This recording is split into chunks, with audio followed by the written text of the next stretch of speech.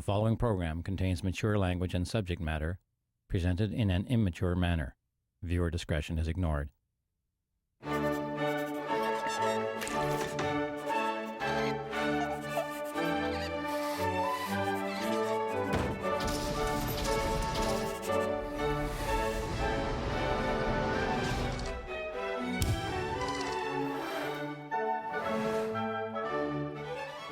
Hello, my name is Steve Smith. Tonight's movie is called Hot Rod Girl. An odd choice for a title because it really has very little to do with hot rodding and almost nothing to do with the hot rod girl. But that's not my job. My job is to study the part of Lisa Vernon and then to dub in my own voice to replace hers. You're taking your brother's death way too seriously. I realize that now. And to do that to the best of my ability, in the time allowed, by me. Let's enjoy Hot Rod Girl. My name is Lisa Vernon, and this is my story. Well, okay, it's not my story, but I'm in it. I'm the Hot Rod Girl.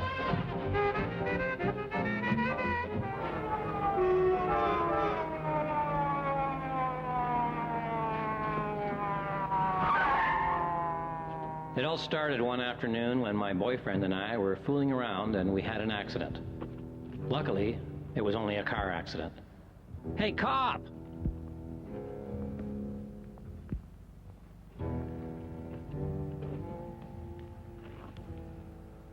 Sorry, Ben. Hey, don't be too tough on the kid. It wasn't his fault. This other guy ranked him into it. You know how kids are. Steve's okay, isn't he? Uh-oh. Isn't he?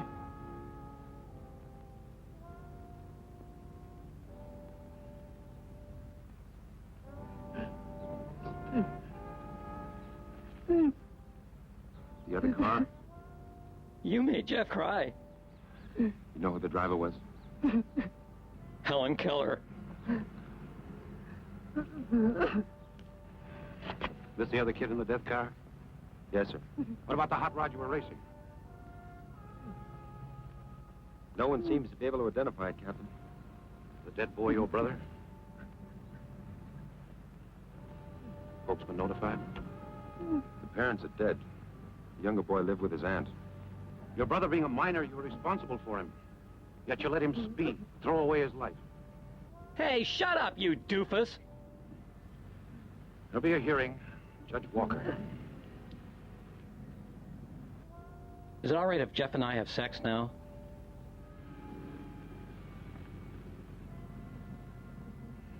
Come on, we can go hump. Jeff, please. Jeff wasn't interested in sex, so I went home. I thought about other times when he'd let me down. Like that time we went fishing and I teased him about the size of his equipment. I decided to forget all about it and order a pizza. But wait, I don't even like pizza. I decided instead to go back to the couch and browse through Playgirl.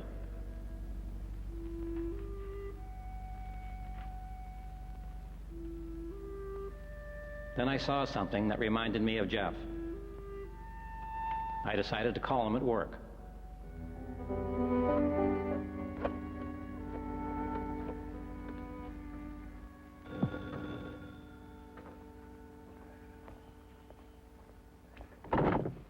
Henry's garage. I got my motor running, but I need a tune-up. Hello, Lisa. Yeah, he's here. Fine, I'll call him. Telephone, Jeff. Know who it is? Lisa. Oh, come on, Jeff. Why don't you talk to her?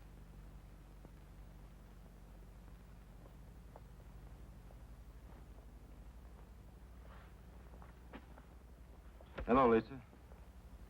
Hey, stud boy. Just seeing what's new with the big fella. That's okay. I'm over at my place all alone. How about a quickie on the porch? Thanks, but we're loaded with work. I can't get away. But I'll do that special thing you like. You know, with the whipped cream and the coconut. I appreciate your calling, but I just can't make it. Sex. Sex, Jeff. You turning it down? Yeah.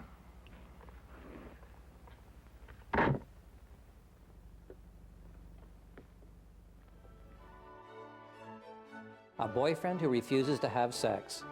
Every girl's worst nightmare. We'll be right back.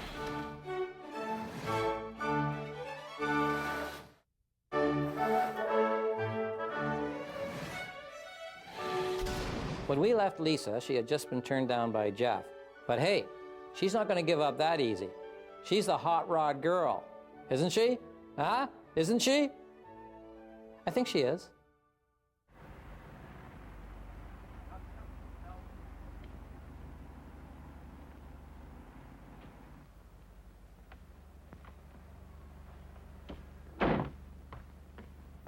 Hello, Mr. Fry.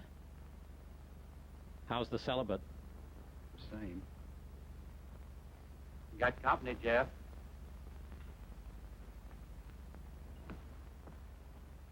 Hi, Jeff. Hi, Lisa. Having trouble with the bird? You're a fine one to talk. What's wrong with your libido, Jeff? I'm all right. Who do you think you are turning me down? Men beg for a piece of this. Do you know what this is going to do to my reputation? I'm sorry, Lisa, but You always go soft on me, Jeff. I do have a right to know why you're so down. You wouldn't understand. I keep thinking you're a man, a real man. But then you peter out. Lisa, please, it's got nothing to do with you. Just you don't know what it's like. Nobody does until it happens to them. What about when we went to the ballet? You got pretty aroused. It's not the same thing. You had nothing to do with it. I was responsible for Steve. For his death. That's not even a relevant comment. Isn't it? Who taught him to drive? Who bought him a car and hopped it up? Who was with him when he... Everything I do, everyone I see makes me think of him. Just when I think I can forget a little, I look at you or talk to Flat Top. Or Ben calls me. I'm right back where I started. I thought if I could work hard enough, got tired enough, I'd stop going over and over it. But every time I lift the hood of a car and look at an engine, I see the one I built for him.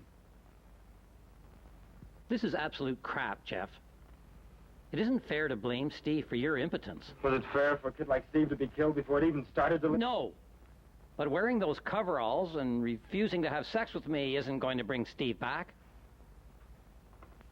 You're so busy feeling sorry for yourself, you don't even know what's going on. Kids are becoming sexually active. They're all making out with each other like rabbits. They're old enough to know what they're doing.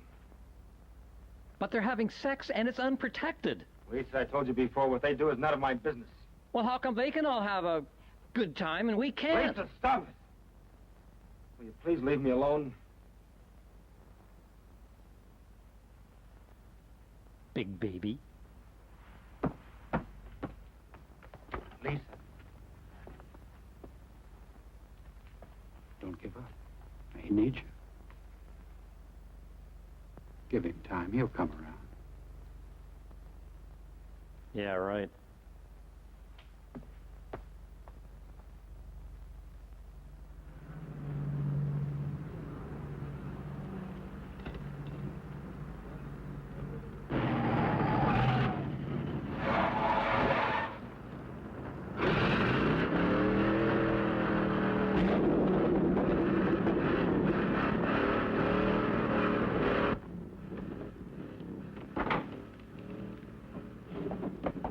Someone crashed the sound barrier? Who wheeled in the big gun? It sure as hell isn't Jeff.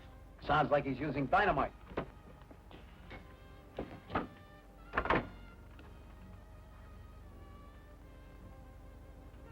He doesn't have to use it. He is dynamite.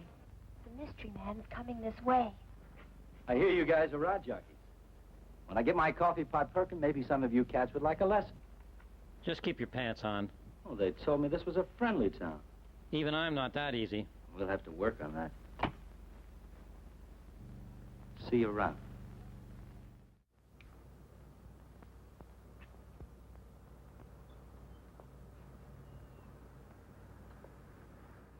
Want to get lucky?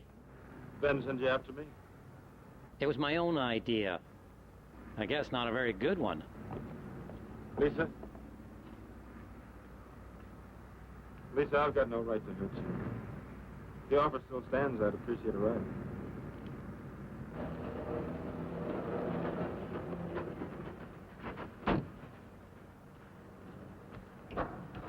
Oh, yeah, baby. What kind of girl do you like to spend time with? Nothing special. Cheap, handy. We have a winner.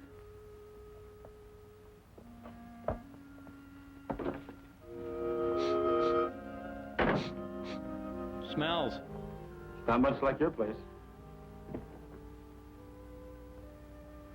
You don't have to do that. They stink. I usually do better than this, but lately I... Yeah. This the room you sleep in? A converted closet. What say you nibble on my ear? No, thanks, but I'm not very hungry. Oh, no? How about an enema? Okay. It's better when you use ice-cold water. A real eye-opener. Lisa? Mm-hmm. I'm sorry for the way I've acted, things I've said. It's like I couldn't help it. I'd think about you, even start to call you. And I'd think about Steve. And that horrible, guilty feeling had come back. And I couldn't call you, couldn't face you or anyone.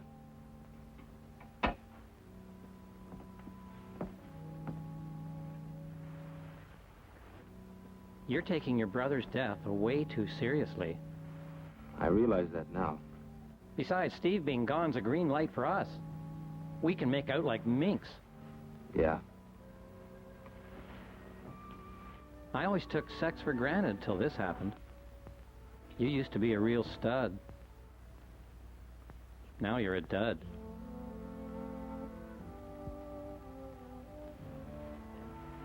Oh, Lisa.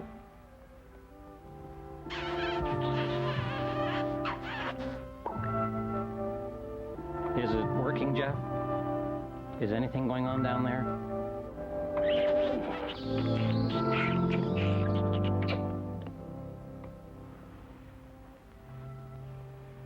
You know, you have such a manly face. It's a workable face. I guess manly was wishful thinking.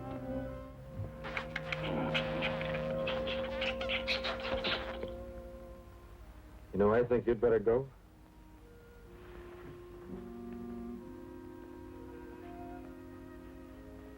Are you trying to make me beg? I'll buy you tomorrow. All right. I'll walk you down to the car. You can drive. Maybe later we can try again. How about it? Okay. Come on.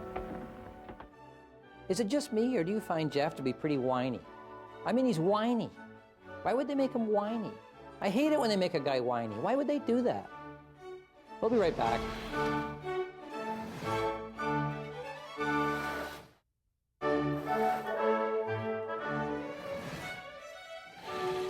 Jeff's in a lot of trouble, and Lisa has major boy problems. But you don't need to worry. There's no sequel. Let's get back to Hot Rod Girl.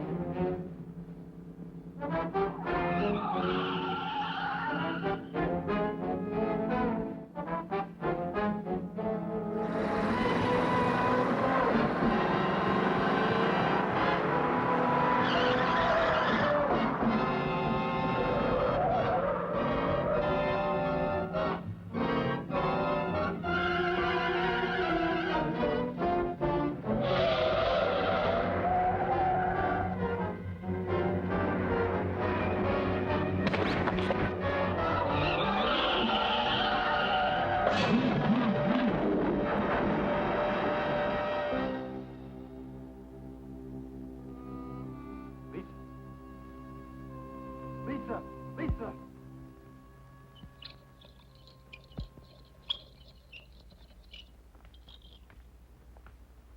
Lisa's all right.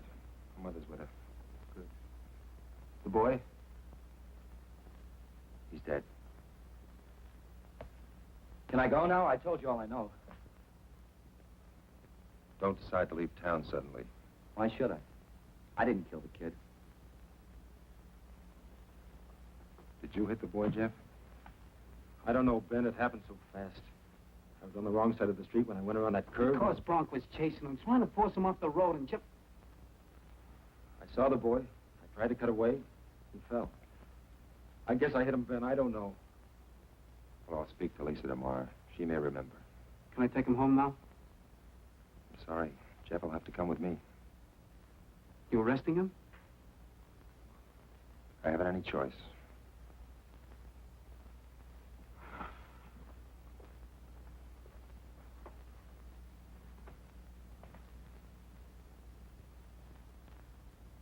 Mother, he didn't. Didn't even try. Hopeless. Bye.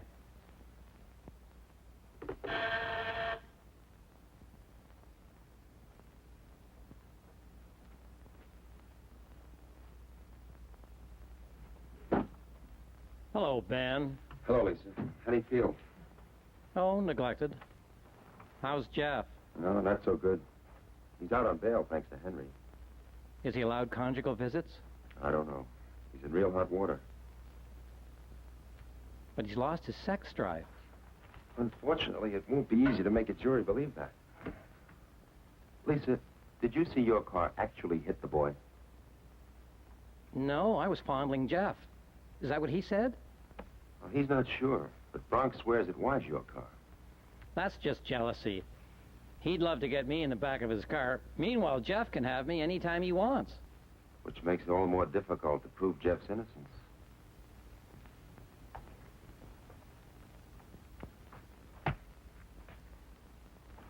Can you pick up Jeff and meet me at Yo-Yo's in an hour? I guess. Good. Oh, Ben, would you like to stay for dinner? I've got a big steak in the refrigerator. Forget it. I've got a big stake in this, too. See you at Yo-Yo's.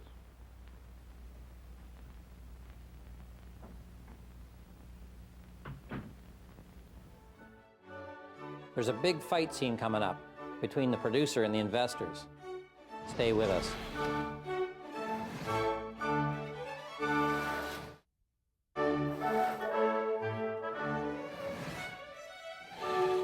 I could recap the action so far, but that would probably be an insult. Let's just get this over with.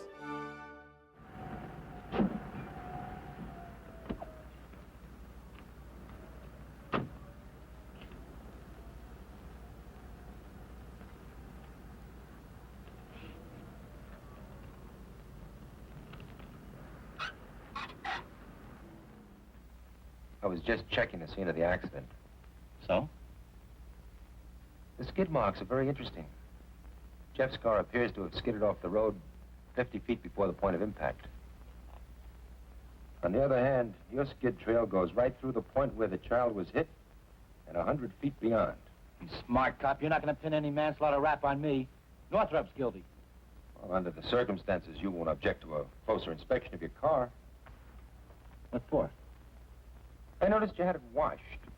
Any law against that? It doesn't matter. What I wanted was a chemical comparison of your car's finish with the paint flakes found on the dead child's bicycle. I've already got my sample. My car? You had no right to do that. If you're telling the truth, you've got nothing to worry about.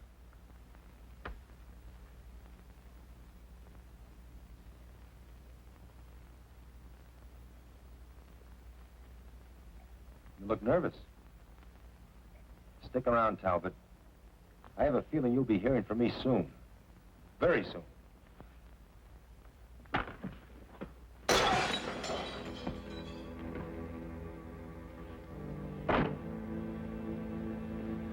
Going out. Don't try to stop me. I'm warning you. Don't get in my way.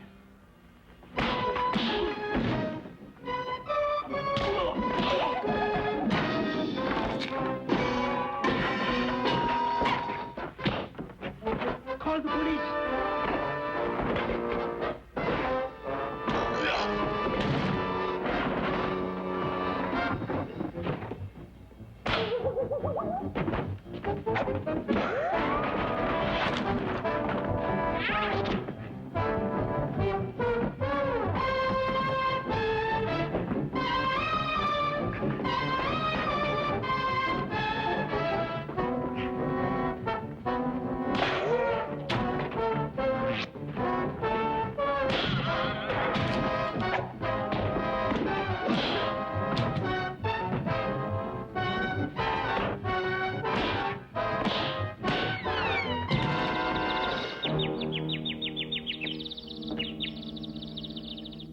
Thanks, Jeff. Looks like you've settled an old score. What started it? An envelope with paint scrapings from his car. Did he expose himself just now? Well, he might as well have. He's already confessed by his actions. I've got a lump in my head to prove it. You think everything will be all right now? Well, we've still got a fight on our hands, but now the evidence is on our side. I'm afraid I gave you one chance too many, Talbot. Let's go. I'll give you a big sweaty hump. No, thanks. That won't be necessary. Right now, I'm going to see a man about a badge. We've got to begin our project from scratch. Are you with me? What are we scratching?